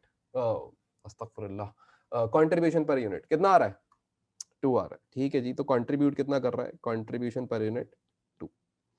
ठीक है जी, आगे बोलता है सवाल के अंदर, total fix cost per annum 240,000, तो 2,40,000 रुपए की टोटल फिक्स कॉस्ट है। And sales unit are 4 lakh, और यूनिट कितने सेल्स कर रहे हैं ये?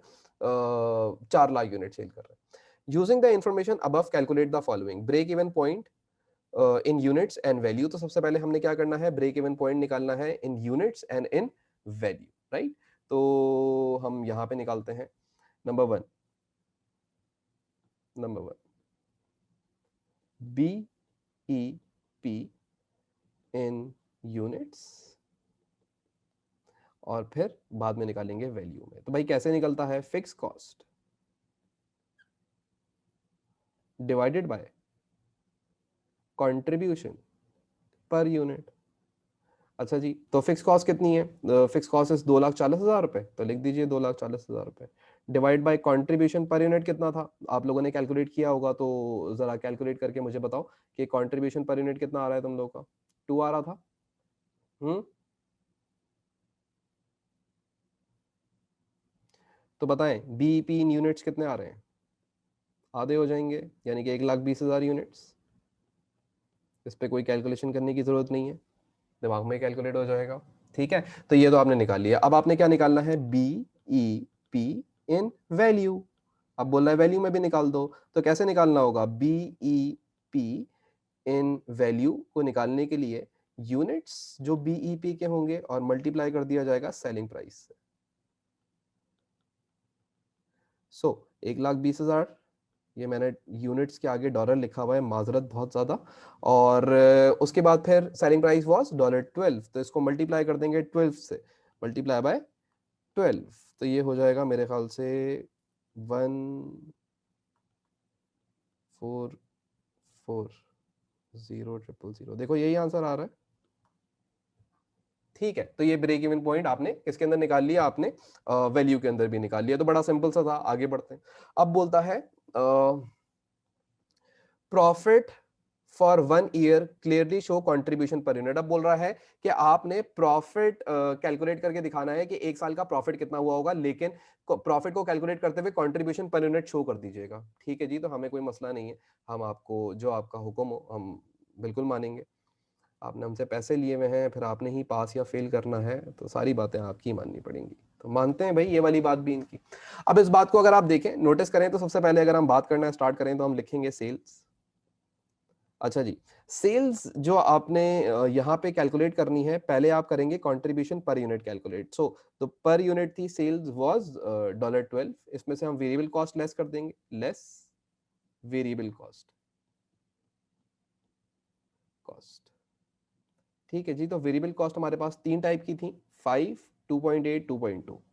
5 प्लस 2.8 प्लस 2.2। तो इन सबको अगर हम माइनस कर दें तो फिर कितना आंसर आएगा? मतलब आपस में सबको प्लस कर दें, तो जब 2 आ रहा था तो ये 10 होना चाहिए उसूलन। और कंट्रीब्यूशन पर यूनिट कितनी आ जाएगी? Contribution per unit is $2। अब हमने टोटल प्रॉफिट निकालना है, तो पहले टोटल कंट्रीब्यूशन निकालेंगे। टोटल कंट्रीब्यूशन निकालने के लिए हम क्या करेंगे? Total number of units sold से मल्टीप्लाई कर देंगे। तो कितने यूनिट्स इन्होंने बेचे?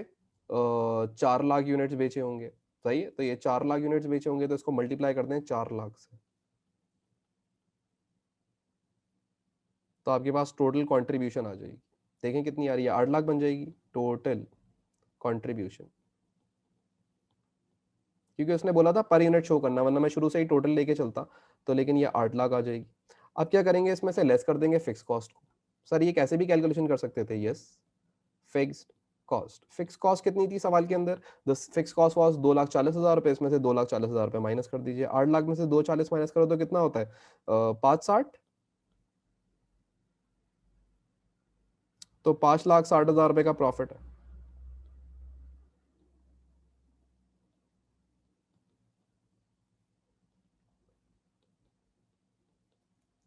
ये मुश्किल बातें करी मैंने, ये आसान बातें करी मैंने, आपसे एक लफ्ज नहीं पूछा इसको करते हुए सॉल्व। क्यों? क्योंकि ये सारी बातें जो मैं कर रहा था आपको सब बहुत पहले से बहुत अच्छे तरीके से क्लियर है। कि पहले एग्जामिनर ने बोला कंट्रीब्यूशन पर यूनिट दिखाओ, मैंने दिखा दिया। फिर एग्जामिनर बोला टोटल प्रॉफिट दिखाओ, तो टोटल प्रॉफिट के लिए मुझे पहले टोटल कंट्रीब्यूशन चाहिए था, उसमें से टोटल फिक्स कॉस्ट माइनस करता और जितना भी एक्सेसिव अमाउंट होता वो मैं डन करके यहाँ पे लिख देता। तो मुझे कोई इसके अंदर कोई गर्ज नहीं था कि भाई हम इसके अंदर रुकें या बात करें। आगे बढ़ते हैं।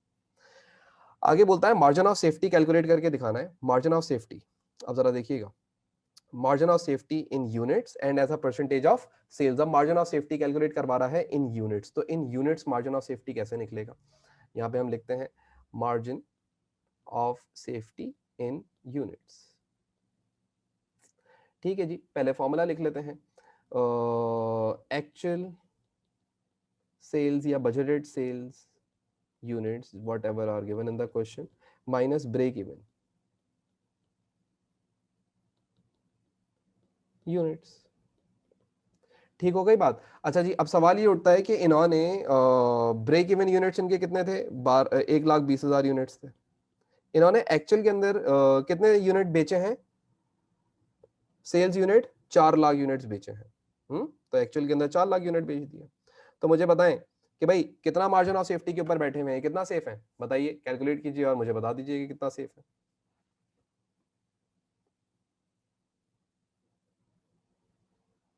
जल्दी से बताएं, कितना सेफ है? 2,80,000। ठीक है जी, तो ये 2,80,000 रुपए से क्या हो गए हैं? सेफ हो गए। डन, यहां तक क्लियर हो गई बात? ये भी हम लोगों ने कैलकुलेट कर लिया। अच्छा, अब इसने क्या बोला था? Margin of safety as a percentage of sales निकालना है। अच्छा जी, पहले इसका फॉर्मूला लिख लेते हैं। Margin of safety as a percentage of sales. ठीक है जी, तो एक्चुअल सेल्स या करंट सेल्स, एक्चुअल सेल्स या बजटेड सेल्स या current sales minus break even cells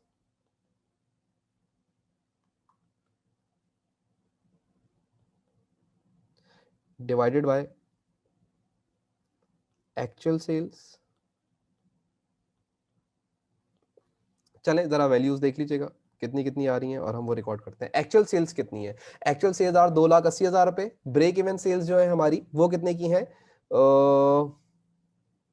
break even sales हमारे पास आ रही थी 1,440,000 की। यार ये 1,440,000 आ रही है या 1,440 आ रही है, ये जरा देख लेना।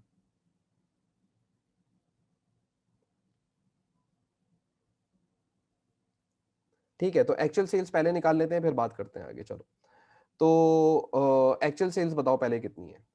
एक्चुअल यूनिट आपने कितने बेचे थे? 400 यूनिट बेचे, 4 लाख यूनिट बेचे थे। और हर एक यूनिट कितने का बेचा था? 12 का बेचा था। तो जरा मुझे बताना कितना आ रहा है ये? 4 लाख इंटू 12 तो कितना होता है? 4 लाख इंटू 12, ये तो सही है। ये फिर ब्रेक इवन सेल्स तो हमारी 1,440,000 आ रही है। ये आ रही है हमारी 4,800,000 की, और डिवाइडेड बाय 4,800,000 मल्टीप्लाई बाय 100, तो कितना आंसर आ रहा है? 70%। ठीक है, तो 70% हमारे पास ये आ गया margin of safety as a percentage of sales, जो कि हम ऑलरेडी कल इसके बारे में बहुत सुकून से बात कर चुके थे। अब तक क्लियर है? आगे बढ़ते हैं सवाल के अंदर। अब क्या बोलता है एग्जामिनर हमसे? अब बोलता है Alberta Limited is now considering extending the product range by adding 2 product। वो क्या कर रहे हैं? अपनी प्रोडक्ट रेंज को बढ़ा रहे हैं।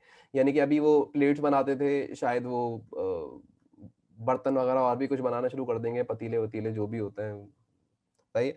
तो बोलता है कप्स एंड सॉसर्स, यानी कि इन्होंने सवाल बनाया तो इन्होंने पतीले नहीं लिखा बल्कि इन्होंने कप्स एंड सॉसर्स लिख दिया। यानी कि प्लेट बना रहे थे, अब कप एंड सॉसर्स भी बना रहे हैं। The fix cost would be doubled by 4,80,000 if any new product was introduce. ठीक है, बोल रहे हैं कि अब वो ये सोच रहे हैं कि हम 2 प्रोडक्ट और बना लें। हमने बोला चलो आप बनाते जाओ, हम काम करते जाएंगे। बोलता है the following information is available. In products की इंफॉर्मेशन, कप्स पर यूनिट और सॉसर्स की per unit selling price 18-26, direct material, direct labour, variable overheads given है, ये पढ़ने की जरूरत नहीं है। उसके बाद फिर सेल्स यूनिट 1,60,000 रुपए। ठीक है जी, अभी आगे क्या बोलता है? The current work force is operating full capacity in if the production of plates there is however machine capacity available undertake the production of both cup and saucers। आपके कोई काम की अभी तक कोई बात नहीं है तो ठीक है, और इन्होंने ये दोनों प्रोडक्ट्स को शामिल कर लिया है। तो अब बात करते हैं। बोलता है calculate the maximum profit of 1 year Alberta limited would achieve if it was to produce plates, cup and saucers, show the contribution per unit and total contribution for each फला फला। ठीक है, तो अभी वो क्या बोल रहा है? दोबारा से वही बोल रहा है कि भाई आपने क्या करना है, अब आपने टोटल प्रॉफिट तो निकालना है फैक्ट्री का, लेकिन टोटल प्रॉफिट निकालते हुए आपने ये चीज का ध्यान रखना है, या ये चीज अब आपने दिमाग के अंदर रखनी है कि अब जो आपकी कप एंड सॉसर्स भी आ चुके हैं, तो उनको मिला के आपका कितना प्रॉफिट या कितना लॉस हो रहा होगा, राइट? और पहले आपने उनकी कंट्रीब्यूशन पर यूनिट शो करनी है। तो हम बात कर लेते हैं। हमारे पास 3 चीजें थी। हमारे पास थी प्लेट्स, फिर हमारे पास थे कप्स, और फिर हमारे पास थे सॉसर्स। SAUCERS, मेरे ख्याल से यही होगा। और उसके बाद फिर यार मुझे टोटल भी तो प्रॉफिट निकालना पड़ेगा। मैं थोड़ा सा पीछे कर लेता हूँ इसको। कप्स,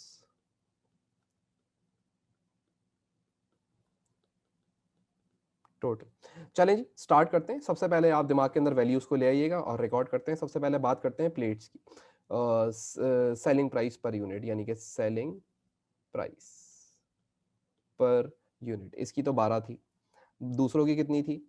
18 और 26। तो लिख देते हैं 18 और 26।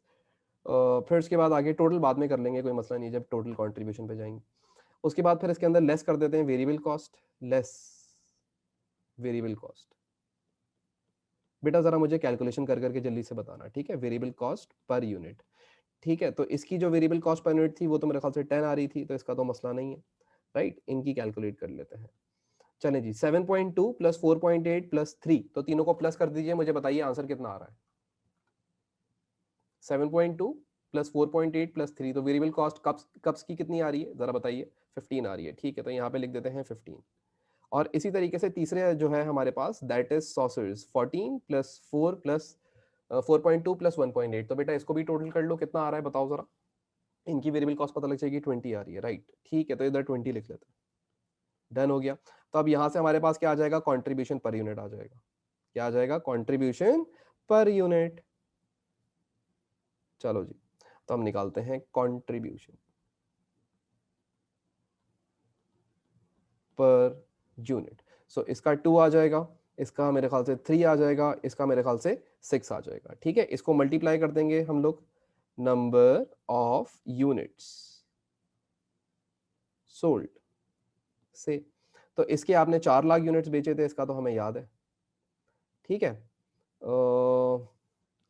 इसके कितने यूनिट्स बेचे हैं आपने? 1 लाख और 60,000। ठीक है जी, तो इसको मल्टीप्लाई कर देंगे 1 लाख से और इसको मल्टीप्लाई कर देंगे 60,000 से। तो टोटल कंट्रीब्यूशन निकल जाएगा सबका। तो कैलकुलेट करते हैं, पहले इसको कैलकुलेट कर लेते हैं। आ जाएगा 8 लाख कंट्रीब्यूशन,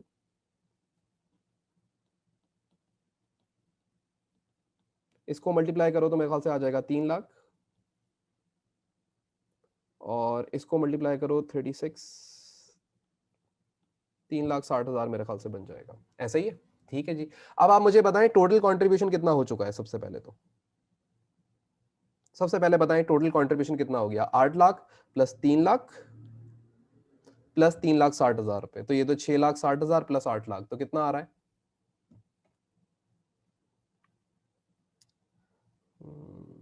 14,60,000 मेरे ख्याल से। देख लें, 14,60,000 आ रहा है।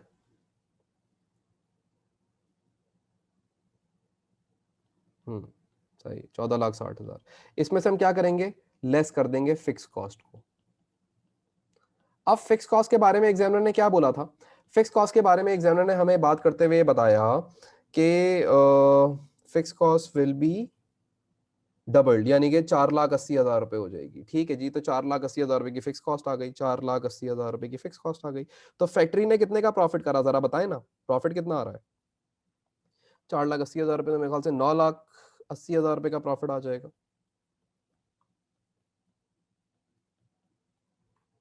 ऐसा ही आ रहा है, 9,80,000 रुपए का प्रॉफिट आ रहा है। देखो सब लोग, देखो 9,80,000 रुपए का प्रॉफिट आ रहा है।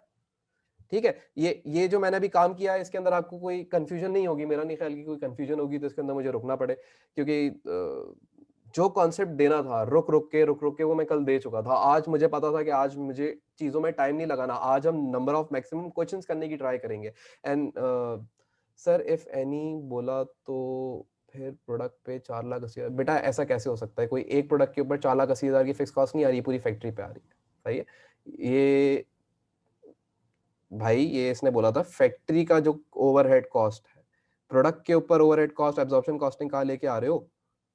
ये पूरी फैक्ट्री की ओवरहेड कॉस्ट है, ये एक साथ चार्ज की जाएगी। तो ये एक साथ ही चार्ज होगी सारे प्रोडक्ट्स के ऊपर। ये एक प्लेट या कप एंड सॉसेस की नहीं आ रही है, तीनों चीजें एक ही फैक्ट्री के अंदर बन रही हैं बेटा। तो एक ही, जब रेंट आता होगा तो इन सब का साथ आता होगा, बिजली का बिल आता होगा इन सब का साथ आता होगा। वो ये थोड़ी बोलता होगा कि कप्स जो बनाता है ये वाला बंदा, ये मेरा दोस्त नहीं है।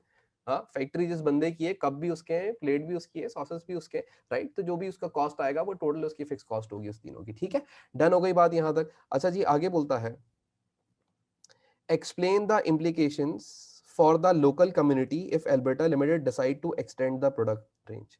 implications बता दीजिए। implications मतलब कि भाई ऐसा करे तो क्या होगा? देखो भाई, पहली बात तो यह है कि ये ऐसा करेगा तो जाहिर सी बात है ये इसके पास ज्यादा प्रोडक्ट रेंज होंगी। सही है, इसका मतलब ये होगा कि अगर ये कप्स एंड सॉसेस बनाना शुरू कर देता है तो न्यू एम्प्लॉयमेंट अपॉर्चुनिटीज निकलेंगी, हाँ, लोकली इसके कंट्री के अंदर। इम्प्लीकेशन ये होगी। अच्छा जी, और क्या हो सकता है? नई मार्केट के अंदर एंटर होगा। पहले खाली प्लेट्स बेचता था, अब कप और सॉसर्स भी बेच रहा होगा, तो एक नया मार्केट खुलेगी, मार्केट शेयर इंक्रीज होगा इसका, इस तरीके से नाम आगे बढ़ेगा। और क्या इम्प्लीकेशन होगी? और ये हो सकता है कि भाई जब ये ज्यादा प्रोडक्शन करेगा, तो बुरी बात भी एक लिख दो। अच्छा, बुरी बात ज्यादा प्रोडक्शन करने के अंदर क्या होती है कि एनवायरनमेंट का मसला आता है। हाँ, यानी कि आप समझ लीजिए कि जो पोल्यूशन होगी वो ज्यादा प्रोड्यूस करेगी फैक्ट्री, तो देयरफॉर जो एनवायरनमेंट है वो जो है वो थोड़ी सी खराब होगी। तो ये इम्प्लीकेशंस थी, आप जैसे चाहें आप लिख सकते हैं। इसके अंदर कोई इतना कोई इशू की बात नहीं है, या इसके अंदर कोई इतने मसले की बात नहीं है। तो ये तो कुछ भी नहीं है। तो बस क्या क्या बातें बताई मैंने आपको इम्प्लीकेशंस के भाई। ये क्या करेगा, ये जब अपना जब प्लेट्स एंड सॉसेस को जब ये खोलना शुरू करेगा, यानी कि जब इनको बनाना शुरू करेगा, तो जाहिर सी बात है इसके पास रेंज बढ़ जाएगी। सही है, अपनी रेंज को एक्सटेंड कर जाएगा और एम्प्लॉयमेंट अपॉर्चुनिटीज आ जाएंगी लोकल के लिए। और उसके बाद फिर एक और चीज इम्प्लीकेशन ये भी हो सकती है कि डाइवर्सिफिकेशन हो जाएगी, सिर्फ एक प्रोडक्ट के ऊपर बेस नहीं करेगा, बल्कि अरे भाई फिक्स कॉस्ट की बात कहाँ से आ गई, और डाइवर्सिफिकेशन हो जाएगी, सिर्फ एक प्रोडक्ट के ऊपर काम नहीं कर रहा होगा, बल्कि डाइवर्सिफाइड काम कर रहा होगा, ये भी बना रहा है, प्लेट्स कप्स भी बना रहा है एंड सॉसेस भी बना रहा है, एक्सेट्रा एक्सेट्रा, ये वो सही है, और नई मार्केट के अंदर घुस जाएगा। लेकिन नुकसान क्या होगा, वो बस एनवायरनमेंट को पोल्यूट करेगा, जो कि इंजीरियस होगा कम्युनिटी के लिए या लोकल कम्युनिटी के लिए। तो this is it, these are the implications. आप जैसे चाहें इनको लिख सकते हैं, जैसे चाहें इनके बारे में बात कर सकते हैं। तो ये बड़ी नॉर्मल सी बात है, इसमें कोई कैलकुलेशन नहीं है, बड़ी नॉर्मल सी आखिर सी बात है। अच्छा, अभी तक हम लोगों ने मेरे ख्याल से 3 क्वेश्चन हम लोगों ने निपटाए हैं, ठीक है। ये एक और क्वेश्चन है, ये भी कर लें, बताइए कर लें, जल्दी से बताएं। इम्प्लीकेशंस बतानी थी बेटा, क्योंकि मैं नेक्स्ट क्लास से ब्रेक इवन नहीं कराऊंगा, मैं अभी से बता रहा हूँ। तो फिर इसका मतलब ये है कि अब आगे के जितने क्वेश्चन है 9, 10, 11, 12, इसके अंदर एक क्वेश्चन है वो आपने नहीं करना होगा, मैं आपको बताता हूँ कौन सा, क्योंकि वो इस टॉपिक का नहीं है।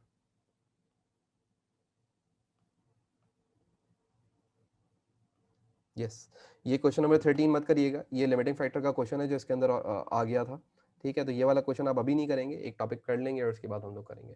तो उसके अलावा बाकी आप सारे क्वेश्चन निपटा दें घर बैठ के, बस बात खत्म हो। अब ब्रेक इवन खत्म है आपका, आपने क्वेश्चन 30-30 मार्क्स के कैसे कर रहे हो, आप यूं यूं करके खत्म कर रहे हो। तो बस ये इतना ही था, ब्रेक इवन इतना ही है। लिमिटिंग फैक्टर मजे का है, लिमिटिंग फैक्टर के अंदर भी बहुत टाइम नहीं लगने वाला, बस आपको एक दफा कॉन्सेप्ट दे दिया, आपको बात समझ आ गई, फिर हम क्वेश्चंस करना शुरू कर देंगे। डन है, फिर अगर आप लोग कहते हैं तो हम इतना ही रखते हैं।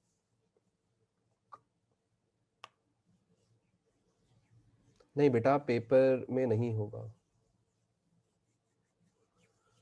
अब एडिशनल प्रॉफिट वाला कोई क्वेश्चन होगा, लेकिन एडिशनल प्रॉफिट के अंदर क्या है, वही ब्रेक इवन का ही फॉर्मूला लगाना है।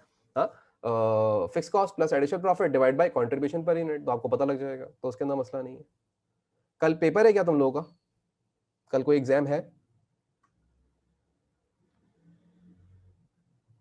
अच्छा, कल एग्जाम है। पेपर में कहाँ तक आएगा बेटा, पेपर के अंदर इससे आखिरी क्वेश्चन जो आपने टॉपिक पढ़ा था, प्रॉफिट एंड लॉस, वो आपने जो बनाई थी मार्जिनल और एब्जॉर्प्शन की statement, profit loss statement, income statement, वहां तक आएगा। ब्रेक इवन तो आपका चल रहा था ना अभी, ये थोड़ी है कि मैं ऐसा टॉपिक में आपको पढ़ा भी रहा हूँ और कल टेस्ट में भी डाला हुआ मैंने, नहीं, जो मैंने आपको पढ़ा दिया बस वहीं तक ही आएगा। ऐसा थोड़ी होगा कि कल पेपर है और मैं आज आपको वही टॉपिक पढ़ा रहा हूँ, मैं ऐसा कभी भी नहीं करूंगा, मर के नहीं करूंगा। जो पढ़ा दिया वो आएगा। जब वंस आपके मॉक अनाउंस हो चुका है, उसके बाद जो टॉपिक आप मुझसे पढ़ रहे हो, तो वो जाहिर सी बात है वो आपके कोर्स के अंदर मैं नहीं डालूंगा कभी भी। ऐसा बेवकूफ थोड़ी हूँ। अभी इसकी तुम अभी क्या रात रात में बैठ के प्रैक्टिस कर लोगे बेटा? पेपर पता नहीं यार, कल तो पेपर नहीं है ना, कल तो अकाउंट्स का पेपर नहीं है ना तुम लोग का, बुध को है ना? कल है या बुध को है?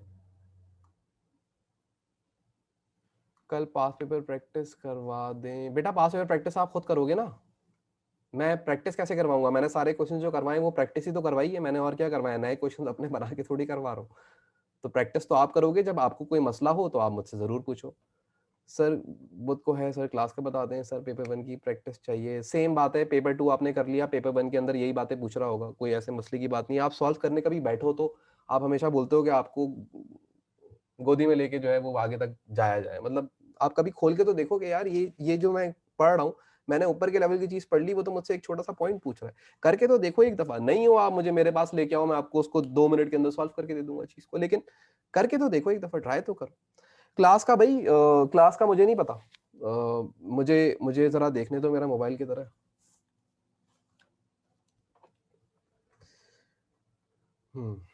एक सेकंड रुको, जरा पहले ग्रुप पे देख लेते हैं क्या चल रहा था, फिर बताता हूँ।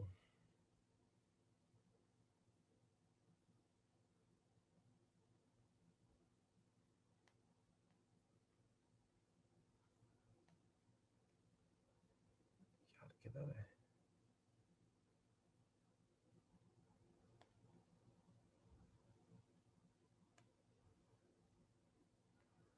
यहाँ पे तो कोई मैसेज नहीं आया हुआ है। ओके, मैं तुम लोग को अपडेट करता हूँ थोड़ी देर में, ठीक है? मैं अपडेट करता हूँ क्लास का, लेकिन भाई कुछ भी हो जाए, भले ऑनलाइन हो रही हो, मैं ऑनलाइन लूंगा, लेकिन मैं लूंगा, लेकिन सर कितने बजे लेंगे टाइमिंग मैं आपको फिर बता दूंगा। ठीक है, फिर जाहिर सी बात है, फिर वो 11 बजे तो मैं क्लास नहीं लूंगा, फिर कोई बोलेगा हम तो पेपर दे के वहां चले गए थे, यहाँ चले गए थे। तो मैं एक स्पेसिफिक टाइमिंग बता दूंगा आपको कि आपकी इस टाइम से इस टाइम तक क्लास हुआ करेगी ड्यूरिंग मॉक्स। तो मैं आपको ग्रुप पे अपडेट कर देता हूँ उसको, ठीक है। लेकिन टाइमिंग जल्दी की होगी, लेट टाइमिंग नहीं होगी, यानी कि तुम लोग की जो अब मैं वो टाइम इस्तेमाल करूंगा जो ड्राइविंग टाइम हुआ करते थे, तो वो जब घर में बैठे हुए तो वो वाला टाइम इस्तेमाल होगा, सही। क्वेश्चन 19 में वीक की बात कर रहा है, क्या वीक की बात कर रहा है क्वेश्चन 19 में बेटा?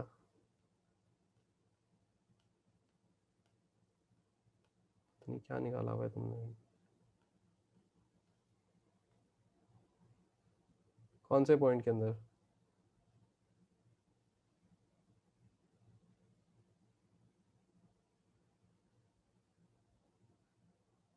यहाँ पे कहीं वीक की बात तो इसने नहीं करी हुई, अब सवाल के अंदर कोई बात लिखी भी हो शायद।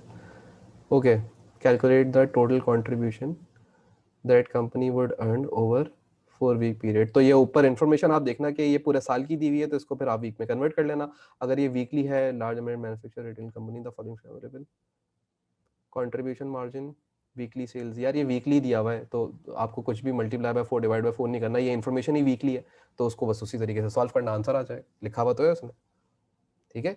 करंट सेल्स वीकली सेल है, ठीक है, वीक के अंदर इतने बेचे हैं आपने यूनिट्स। हाँ, अगर मंथ बोलता तो फिर उसको मल्टीप्लाई कर देते आप।